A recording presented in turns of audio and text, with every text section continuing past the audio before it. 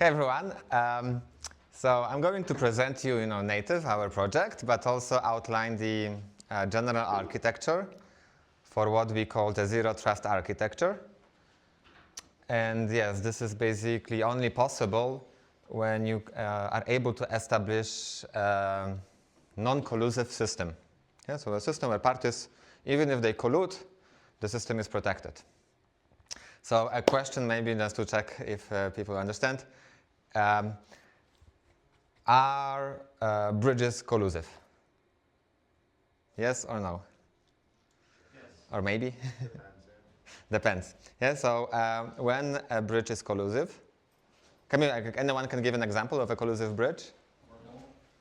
Yes, that's actually, yeah, because it's permissioned, right? So you cannot control it. Well, the quorum of the participants in the bridge committee decide to either...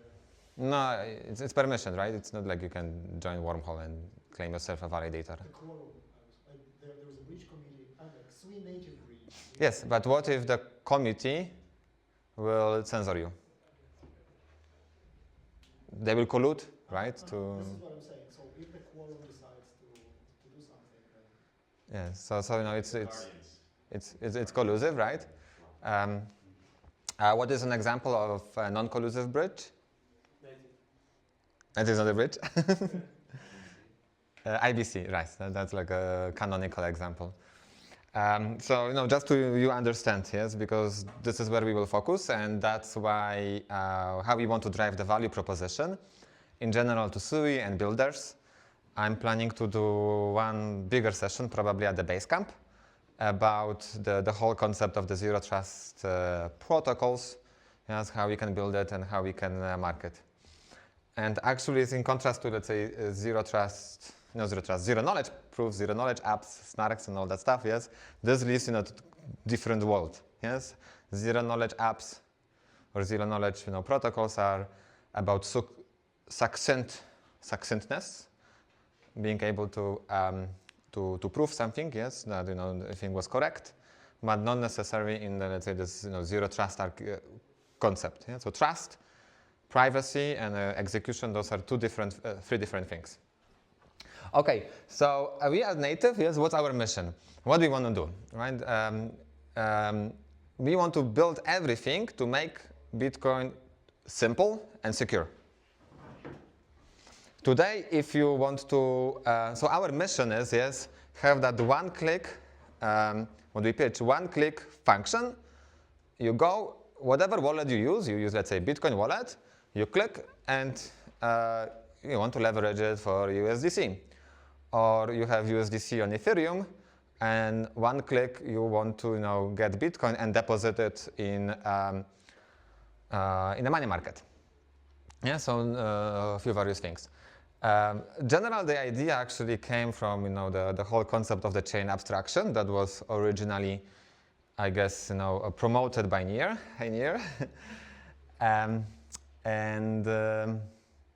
And then, yes, extended in various ways by different teams. So we don't use the term in chain abstraction because we don't want to create a confusion. Yes, but the different mechanisms, yes, that I will present here, kind of depends on that concept. Yes, so we abstract on which chain you are, but can do the operation cross chain. All right. So since this is about bridging and interoperability, I want to start explaining the bridges. So we claim that there is no bridge between native. So let me explain how do you think about bridge. Usually when you have a bridge, you have two ends. Yeah? So the bridge is anchored on one side and another side, and those anchors are usually smart contracts. Yeah, so here, imagine, okay, so this have a source, a destination, and then, okay, you have one smart contract, yes, for the, one side, and another smart contract on the other side. And in principle, all bridges are work the same. Those smart contracts will define the authorization rules. So let's say if the contract exposes a function to mint tokens, then the contract will define the rules, who, when, and how can do it. let's say in the terms of like this, classical multi-sig bridges, it's basically, just checking if, few people signed. Few people signed, okay, we just listen. But there's a whole spectrum, right? So it can be like individual, a trustee, or an institution, like BitGo for WBTC, and so on. The problem is that, this entity, that's the key part, right? It can be evil. So even if you create, you think like the best technology, right? There's always a risk. Yeah? So like analyzing a risk, that's a difficult part. As we have seen recently, I will show it later, even with concepts that were battle tested, yeah, so smart contract-based multi-sig safe, yes, $1.5 billion disappeared 2 weeks ago.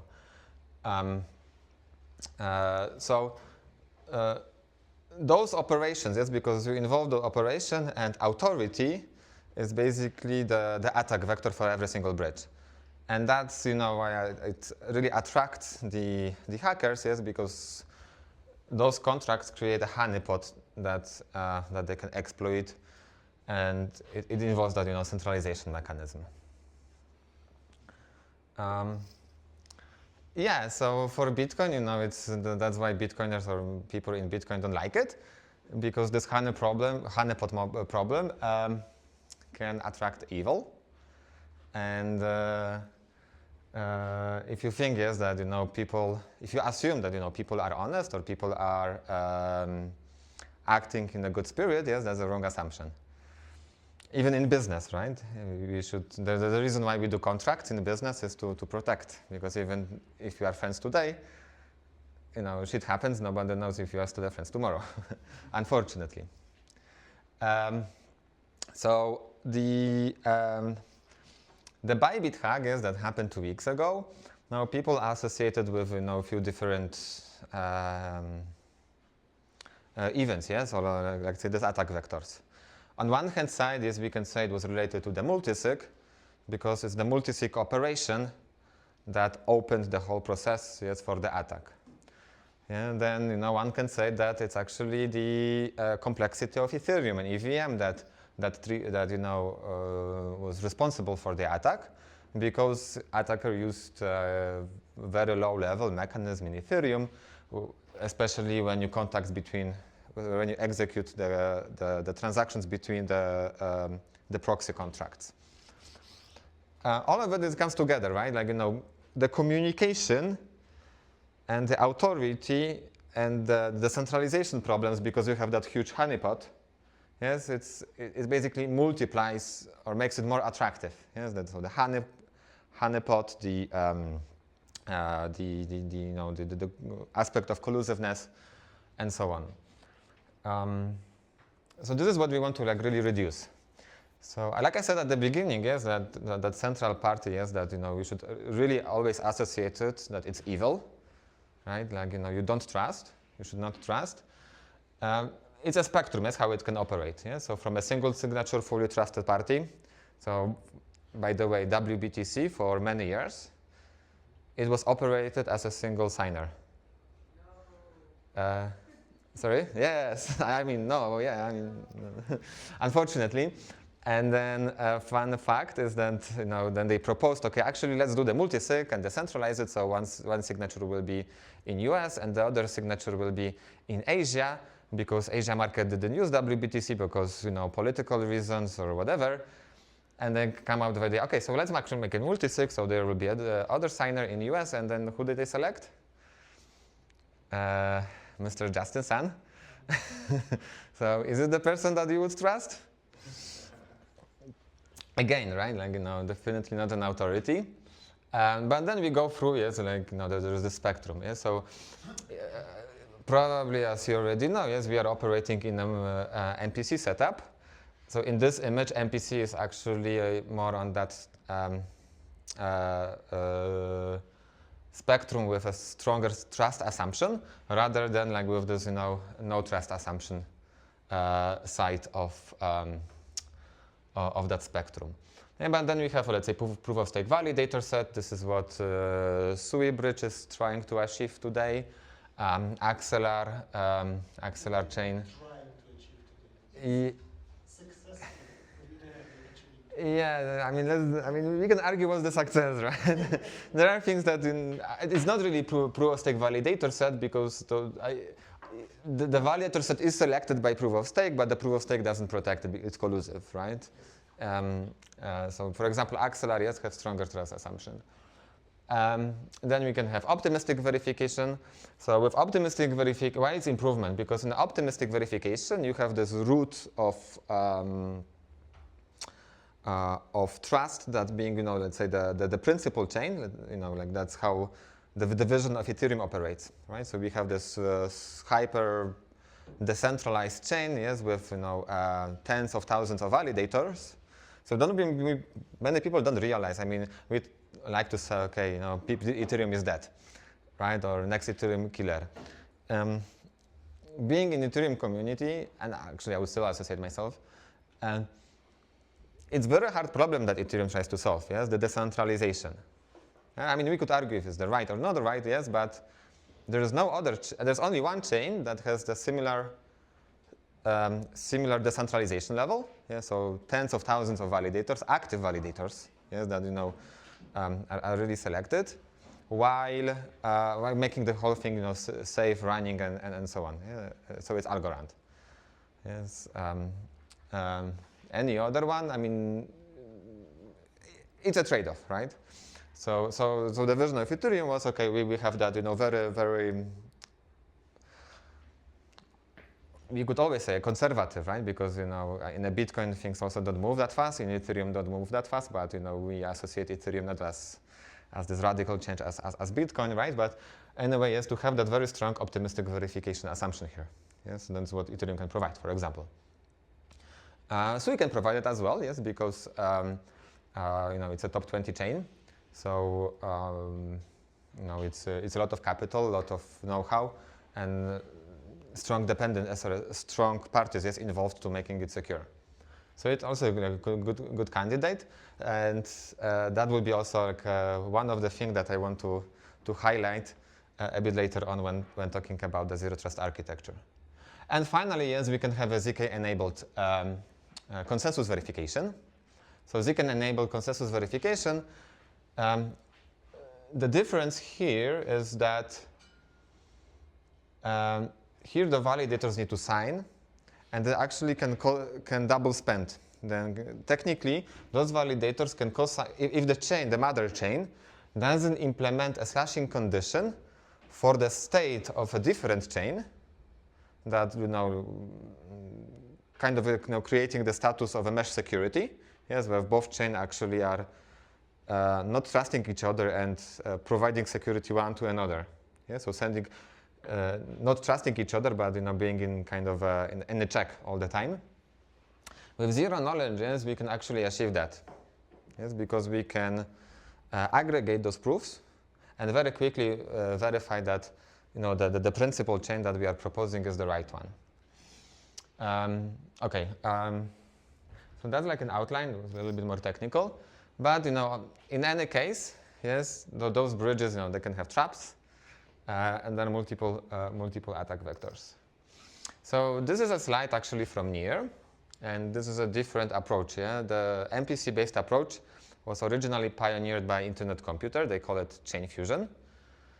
And then NEAR, yes, they created their own version, but with the same assumption, with the same algorithm, and they call it chain abstraction. And the idea here is that instead of like with this, proof of stake security or validator security, when the validators co-sign and try to create a committee, right, and replicate the consensus on other chain, we imagine that the chain itself acts as a wallet. Yeah, so there is no bridge that we send and try to replicate the consensus.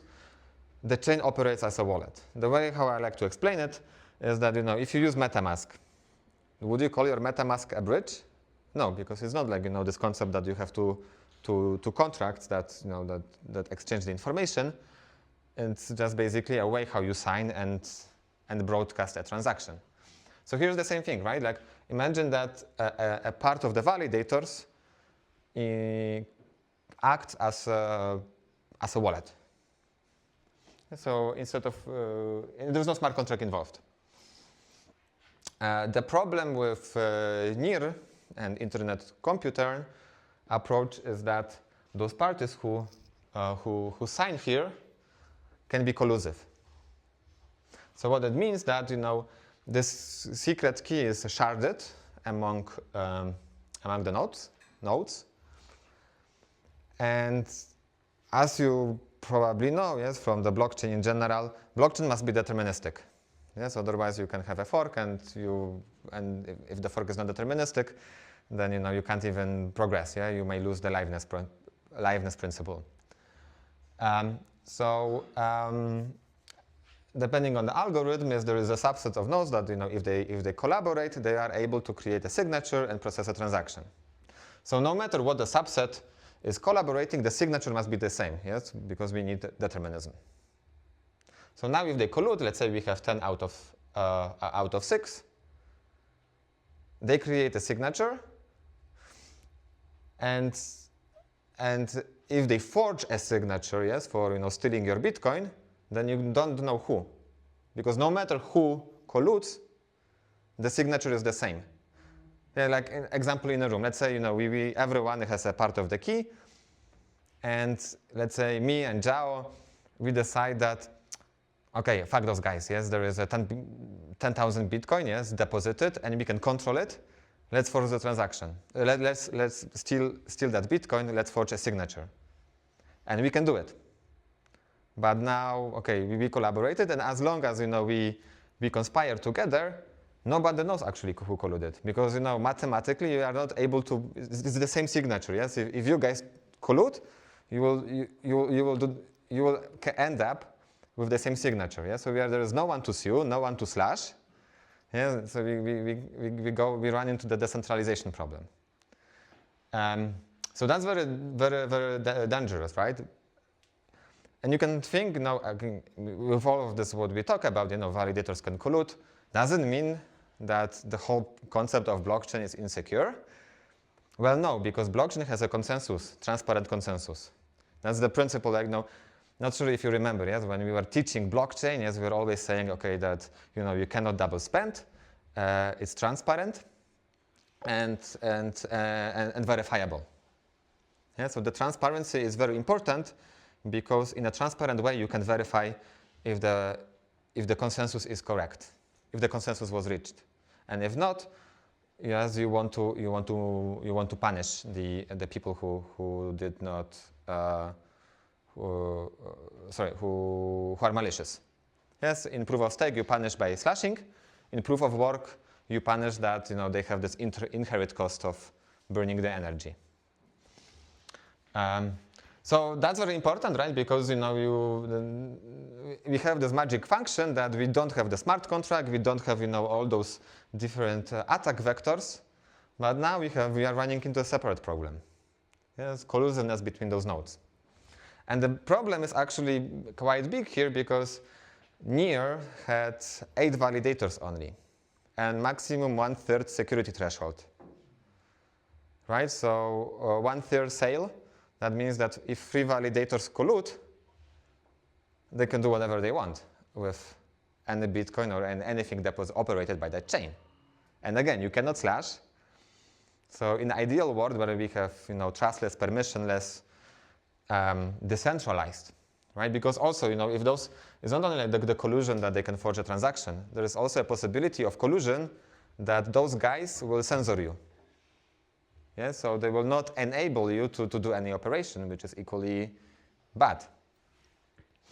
So, so the decentralization now is also important when you have a network which is small.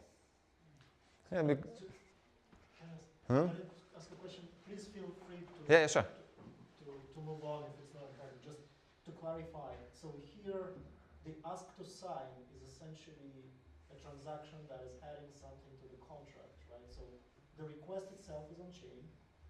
The service is Off-chain.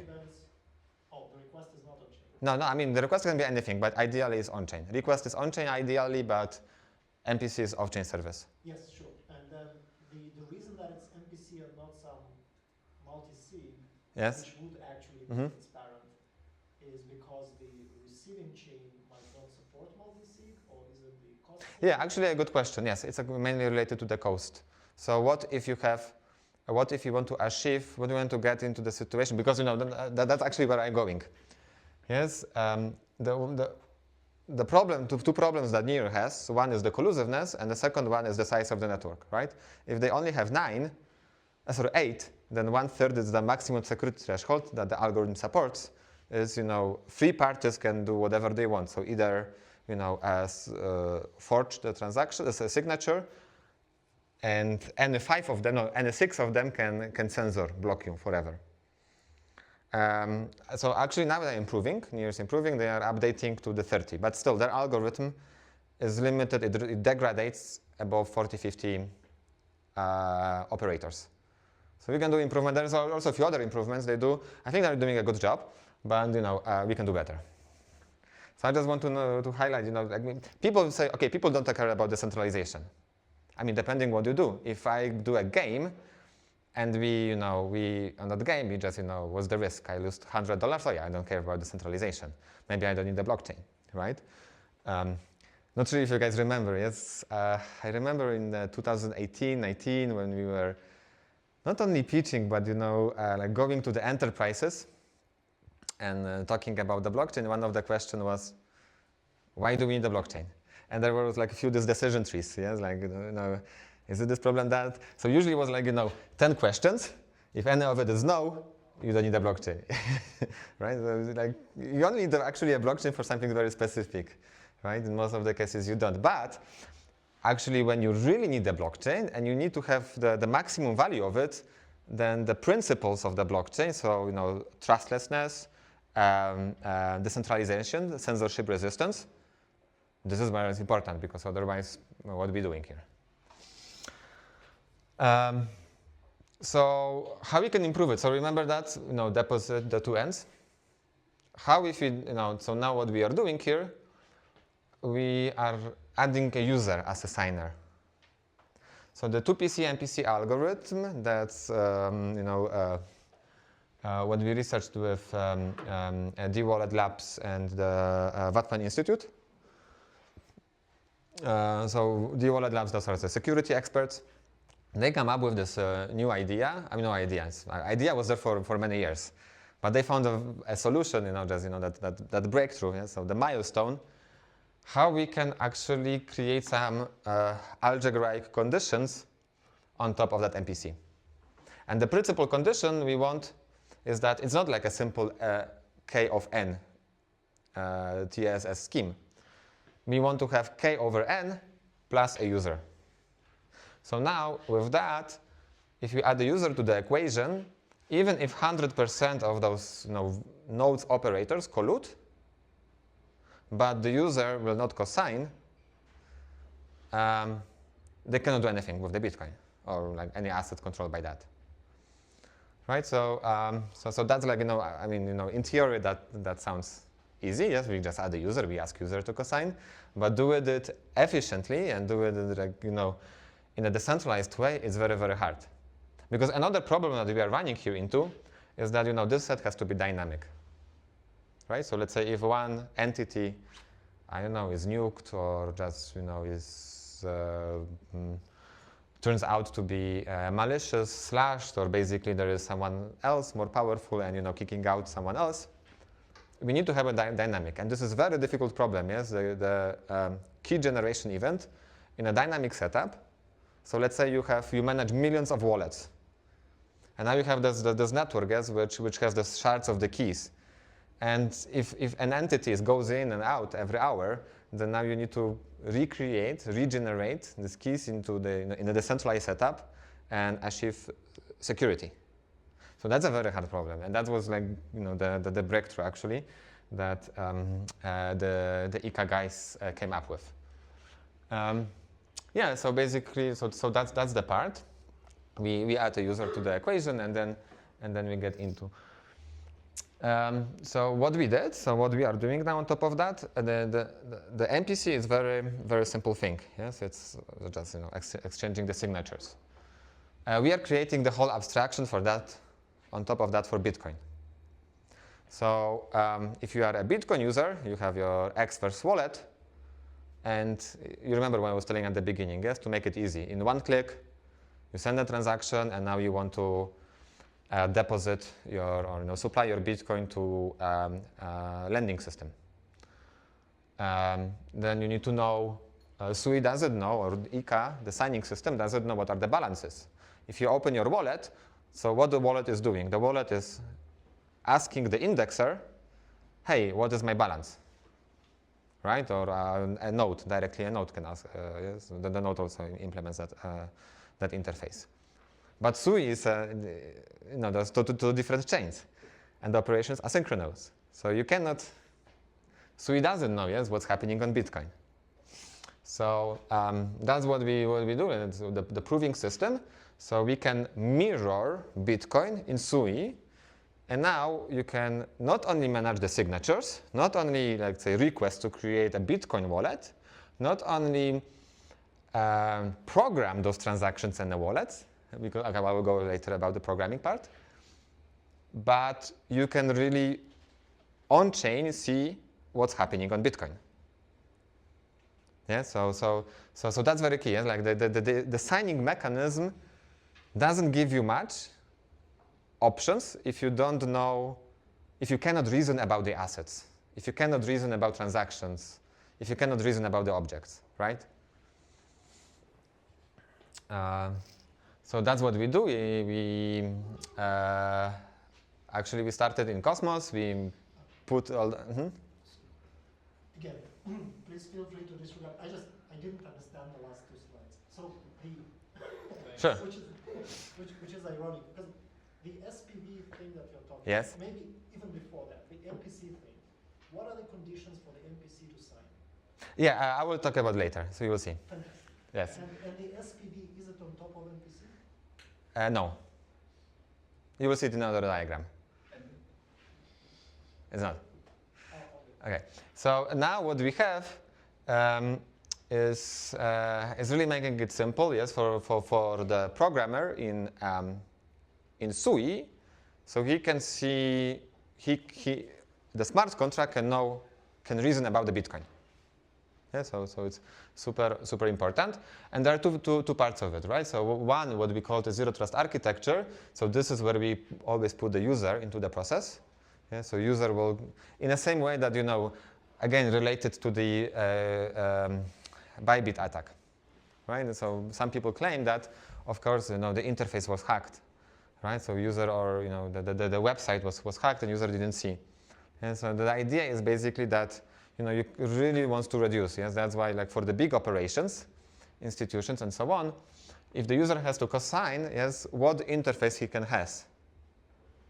has, right, to continue the process. Here, we don't need to create anything magic because we can really apply the best standards. Yeah, so either a hardware wallet or whatever is the policy in the company. And as we know, this is going to be more and more hardened after the attack 2 weeks ago. All right. I think there will be like 2 more technical slides and then less. So this is how it works, from the system perspective. So as you see, so this is MPC. So it's a separate part. It's outside of SUI. It's really a different component. So on Bitcoin, we have different assets. Actually, all of it is noise and rubbish. I don't really recommend anyone to deal with ordinals, BRC20s, and rules. Goldinals are already better. The reason is that only Bitcoin and the upcoming Goldinals are protected by Bitcoin consensus, which means that if you ever do something with ordinals, it's basically an off-chain protocol, totally off-chain. Indexer that will tell you yes or no. And you cannot claim. If the indexer will tell you, okay, oh, you don't have any more that ordinal. That's the only thing you can do. Wave your hands and try to convince the world that it's not. Yeah, so then we have a two set of relayers. So one relayer for sending a proof, so mirroring what's there on Bitcoin. And second one is, well, we call it just, maybe we'll find a better name, native Bitcoin relayer. This is the one that will manage the wallets. So from that coordinator, you can request, okay, create a wallet on Bitcoin. And now that wallet will be managed by the smart contract. So you can do all the things like, smart accounts for Bitcoin. Or, custodian accounts are fully programmable. Yeah, so you are not limited anymore on a Bitcoin script. You have the full programming capability, yes, that SuiMove will provide to you. So that's this guy. Since this guy knows about the wallet, yes, because this guy is only like mirroring Bitcoin, this guy knows about the wallet, we can create a synthetic Bitcoin. You can operate on a Bitcoin, but this is a different type. Yes, in Sui we want coins and soon balances. Yes, that you want to reason about. So this is what we create then for you, a coin directly. And then UTXOs if you want to operate on the UTXO level. We could do technically BRC20. I told you that this is rubbish, but if anyone wants, why not? And then from there, yes, once you have that coin, you can then integrate it directly to any token. If you don't like that, you can use Bitcoin SPV directly. This is a common good. So if you want to create your own protocol on top of, like, let's say that's a mirrored version of Bitcoin, you can do it. I will be very happy to talk about it if someone has some idea. What that could be? It could be some coordination service, right? Or some additional service for the validators, because now we know the state and operation on Bitcoin. So not necessarily I want to deal about UTXOs, but how about creating a service? So I remember we were talking with one company in Bitcoin, as like miners. Yeah, so one of the problems they have, how they can distribute. You know how the miners works, right? There are usually pools. Yeah, so you can join. The way how you join the miner is that you contribute to it, and then that they expect payments. Can you do it on chain today? Not. Can you do it with this? With full security? Yes. And then you have the zero trust protocols. So those are the protocols that you will really program on a wallet level. Let's go one more. So another diagram. Yeah, so this is what we also use sometimes in the pitching. Yes. So we're just killing one by one bridges.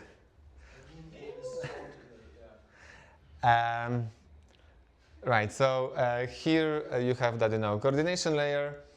Again, so actually on that part, it's not nothing new that we do. Yes, Near did excellent job. Yes, doing it, modeling it. I mean, it's still work in progress. They don't have a final solution for, in Near, yes, the Near chain abstraction. But again, they have a collusive setup. What we improve here, so we have two improvements. One improvement is that non-collusive setup because of the 2PC MPC I explained. And the second one is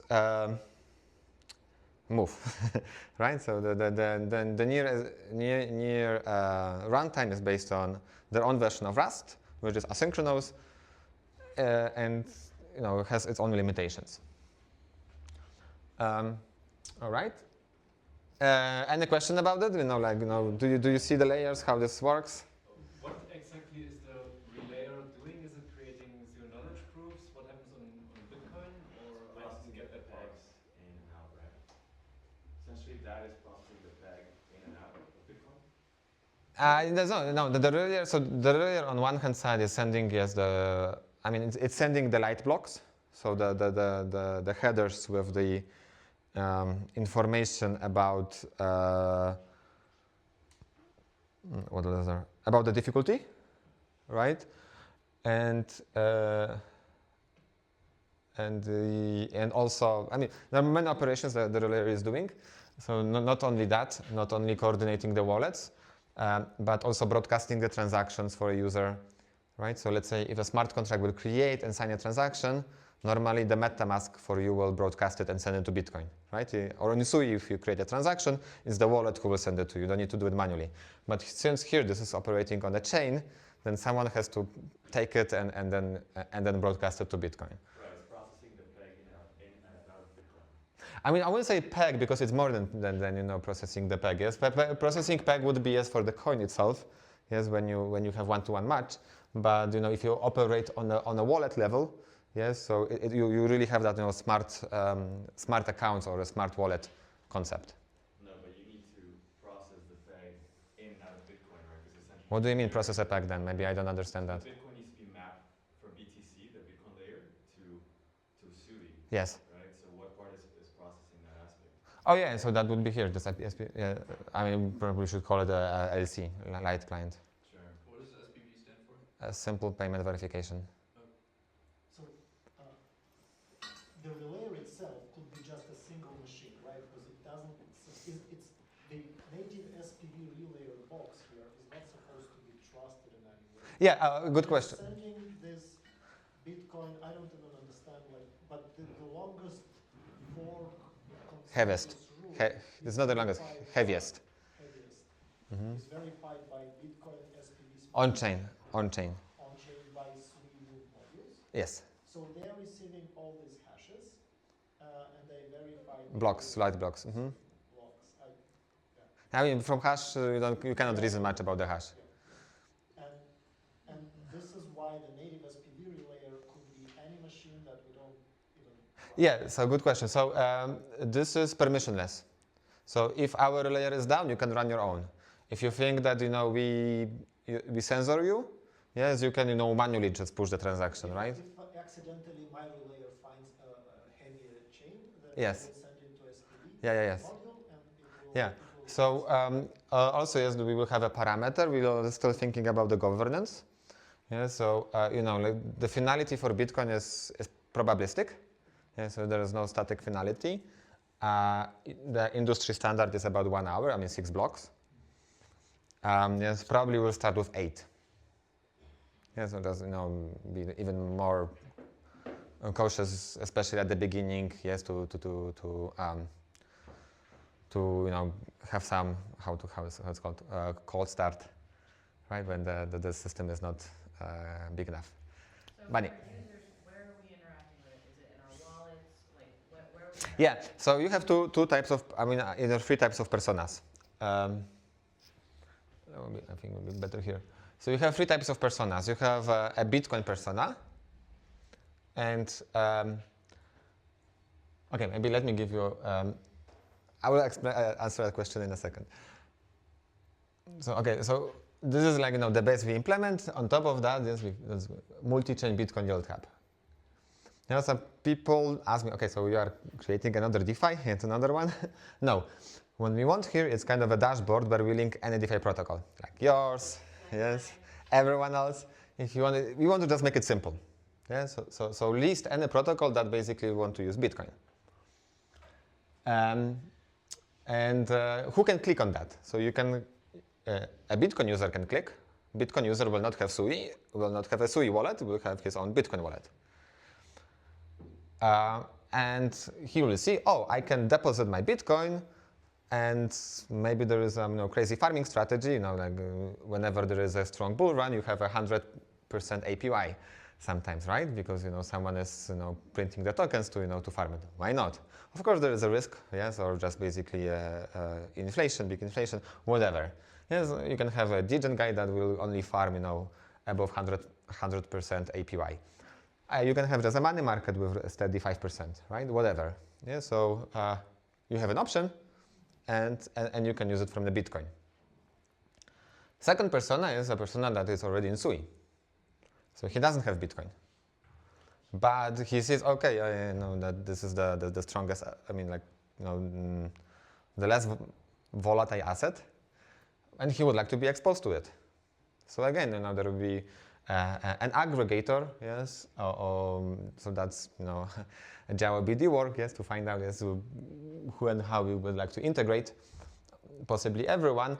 That he will have USDC. The USDC will be swapped on any DEX to Bitcoin, and that guy doesn't have to go through Bitcoin, right? So it can stay here because it could go either through a smart wallet or the coin itself, yeah. So the synthetic representation of it.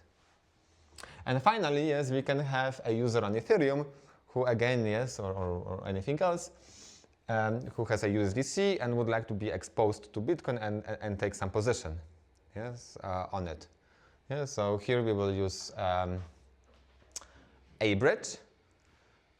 We have a partnership with Agoric that creates a cross-chain orchestration API. So yeah, there's like a lot of research. It's a subject for another talk, or best just go and check Agoric. They're doing really cool stuff about it. But again, that like generalizing the concept, how we can do like this one-click operation. So a user, let's say with USDC on base, can stake Bitcoin on Sui land. Right, without going through those bridges and all these operations. Yeah, so one click, again, sending USDC to Sui, go to the DEX, exchange it for Bitcoin, and stake it to the your favorite lending protocol.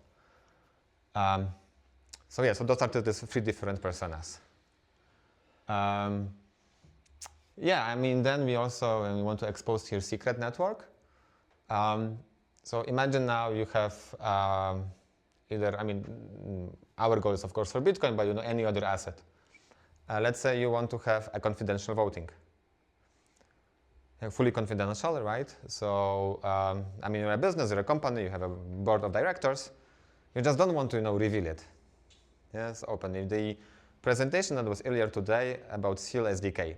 Yes, the goal of it that, people vote, encrypt, then you have the decryption phase, and then we can aggregate those votes and come up with the result. That doesn't solve our problem of a confidential voting because we still want to have individual votes encrypted forever. Right? I don't want to say, okay, who voted how. So there are a few ways how to do it. One with, like a full zero-knowledge, privacy-oriented framework, but that requires, a lot of ZK machinery, or you go through TEE. Of course, you can claim that TEE is not safe. Again, depending how much stake is, a risk at stake. We're launching TEE, by the way, as well. Oh, really? Then voila, even better. We have like right to prove attestations on chain. So you'll have a native function where we can check the attestations coming from TEE. Oh, cool. Yeah, so that would be perfect. Yeah, so then you can really implement the governance protocol on the TE. But that would be under Move or Rust or WASM? It'll be a Move native function. Oh, really? It's already there. Oh, cool. That's amazing. So this is how we imagine to look like. Yes, that's one of the designs. And it's not the final design, but just have an option, and then again, make it simple for you guys and for users. A quick overview, what is there? Okay, so we talk about here native, yes. What's actually happening in Bitcoin? The only solution that people talk about, there are 2 actually. One is a BitVM, this is where many teams work on.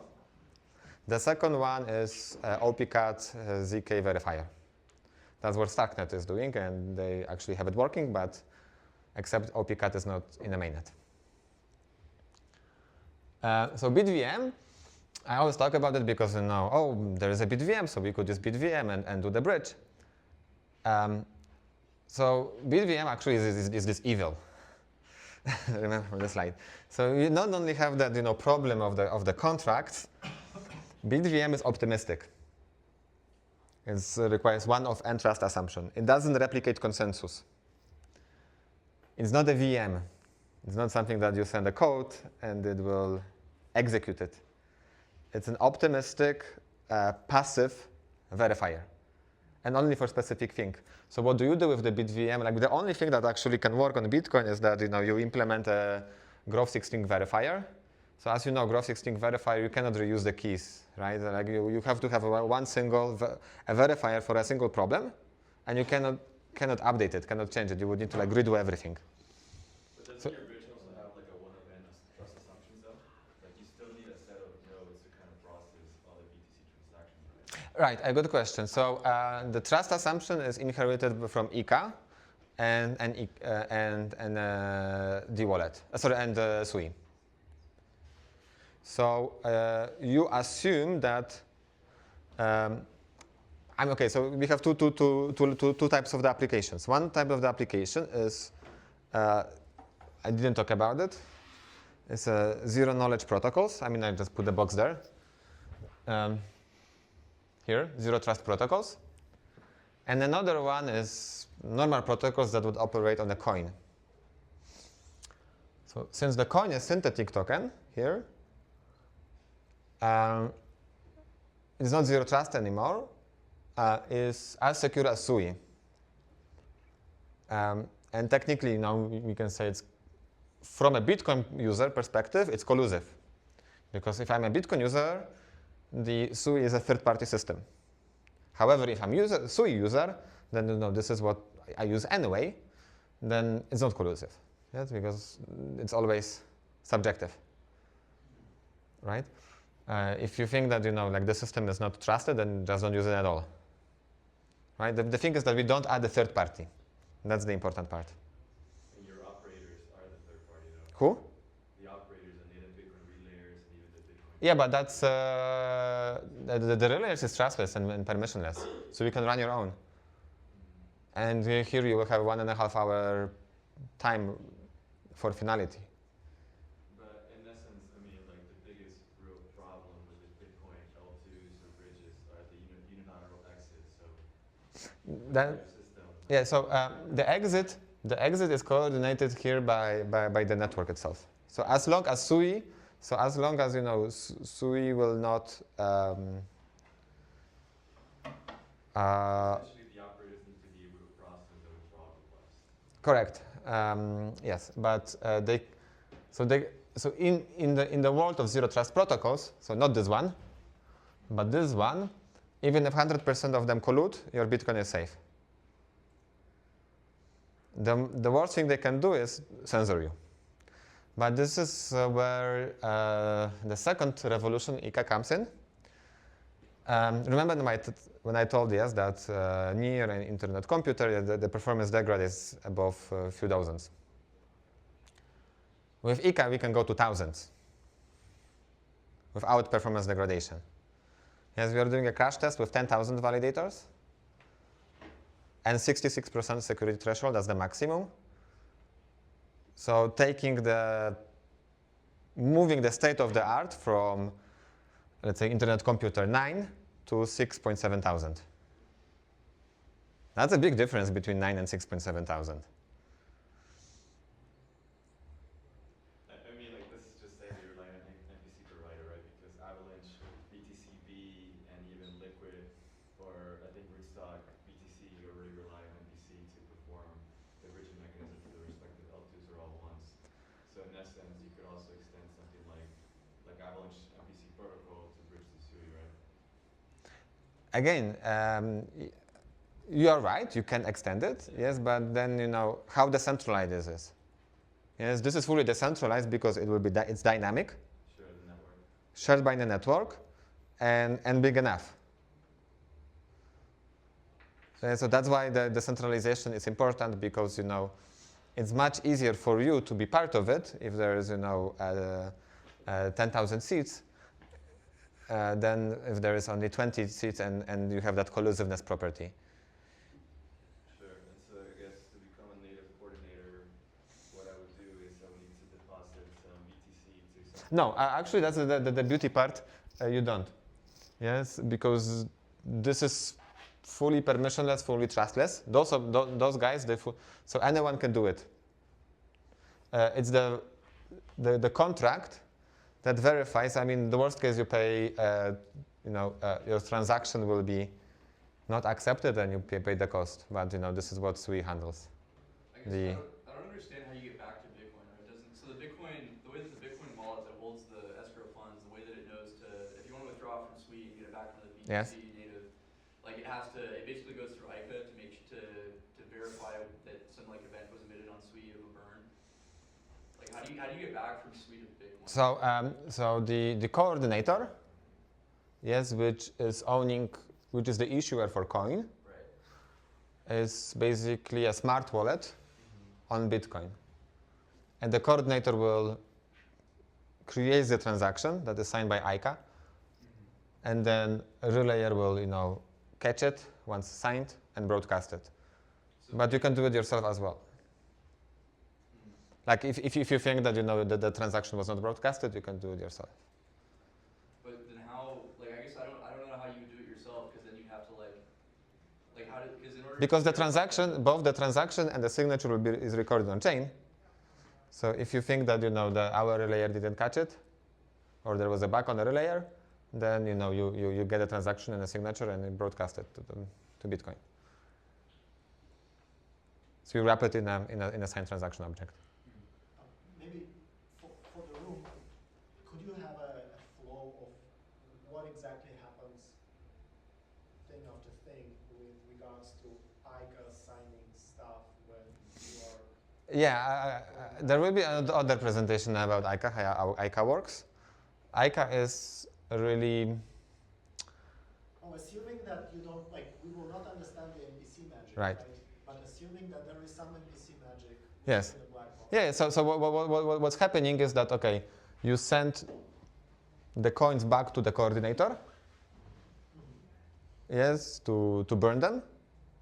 The coordinator then, and then, in other argument, you have the destination, yes, where you want to get your Bitcoins in a Bitcoin chain.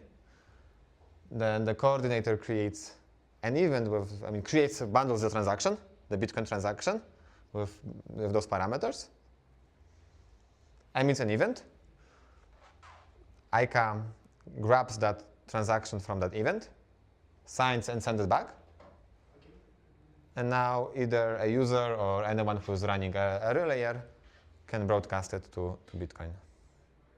And the second, so the 2PC part, where is the second part is coming from? That's for zero trust protocols. So in that flow, we don't need the second piece. The synthetic one, yes, is not zero trust protocol. So it's as secure as minimum of ICA and SUI. Got it. Yeah, so here we basically protect because we take from. By the way, you asked about I think they're going through the bit layer. Bit layer is a bit VM, Arbitrum. So in practice, no one has been able to create an over-collateralized two-way peg, like all these kind of bridges and Bitcoin But there's no collateral. are like two-way pegs of honest majorities, right? So that was kind of my comment. Yeah, but we don't need a collateral because there's nothing to slash. Right.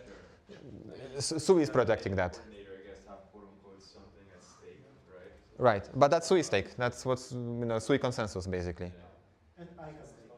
So ICA has its own stake, right? No. How do we trust ICA network? So by the validators that part of the SUI validators are also ICA validators, Oh, I thought that ICA... and the decentralization level. ICA has its own stake, though. Yeah, it's its own network, but shared. And the idea is to have as many and as strong validators as possible. What do you mean shared? So some of validators, for example, the node monster, Yeah. who are validating SUI, will be. So in ICA there is no concept of validator. Is it okay? But is that just like a business decision, or is that like enforced by code that like ICA validators are also? Business decision. Okay, but that's not part of the trust model, right? 'Cause Well, you know who's there. Right, I'm not saying they're untrustworthy. I'm just saying like that's not part of the trust model that could change in the future. Sure. Yes.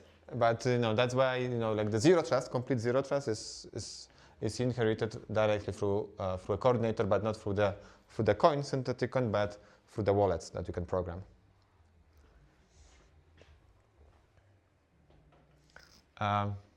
Okay. Next. Okay, so that's the dashboard. Others. Okay. Talked about it. Blah blah blah. One thing is that I mentioned, yes, we started with as a Cosmos chain originally, and we're thinking to bring it to the world through that independent neutral chain. And then Ika made a partnership with Sui in November. So okay, fair enough. Good. Yes, there's a good capital. Let's move on. We launched the testnet, and then in January, Ika changed the architecture completely. And at the same time, we were like trying to target Bitcoin L2s. And out of like 90 Bitcoin L2s, 20 of them are dead or semi-dead. And another 20 will die soon. Like our vision is that, okay, Bitcoin 5 will happen on Bitcoin, or in the Bitcoin ecosystem that will thrive, yes, was kind of ruined. And that we need to go through Sui anyway, so I remember David said, just build on Sui. And that's what we started to do in January.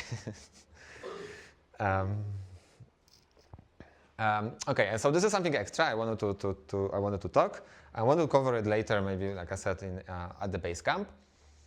So if you guys have something, like want to create the services on top of that architecture, what you could do is what I called the security layer. So a bunch of different mechanisms coming up from liquid staking tokens. And so not necessarily like restaking, but you have a liquid stake token, so what else you can do with that? So additional staking mechanism for Bitcoin, so you can replicate Babylon easily and make it more actually scalable. Yes, because today Babylon only targets small Cosmos L1 chains. Yes, you can do more. You can do actually a L2 ecosystem based on that for on Sui. Yeah, so imagine that you create L2 chain pegged to Bitcoin, secured by Bitcoin, and maybe even paid with the Bitcoin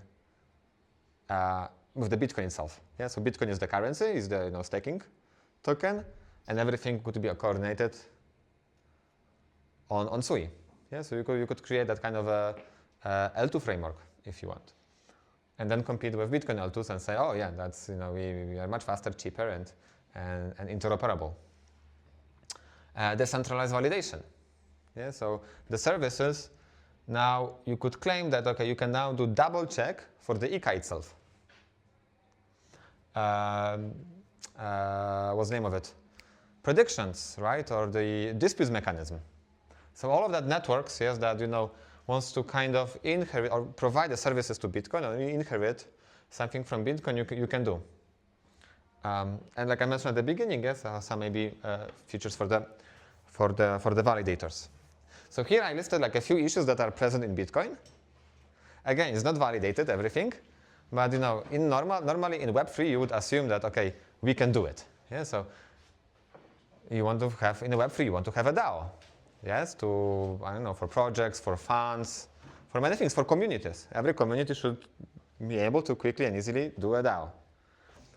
In Bitcoin, this is not possible because you don't have a smart contract capability or the storage capability for that.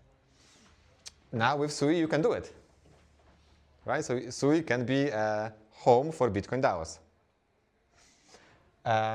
Sustainable ecosystem funding, right? So that's actually related to DAO. Since you can create a DAO, you can create a funding mechanism directly to Bitcoin projects. Programming, right? So you can program those wallets.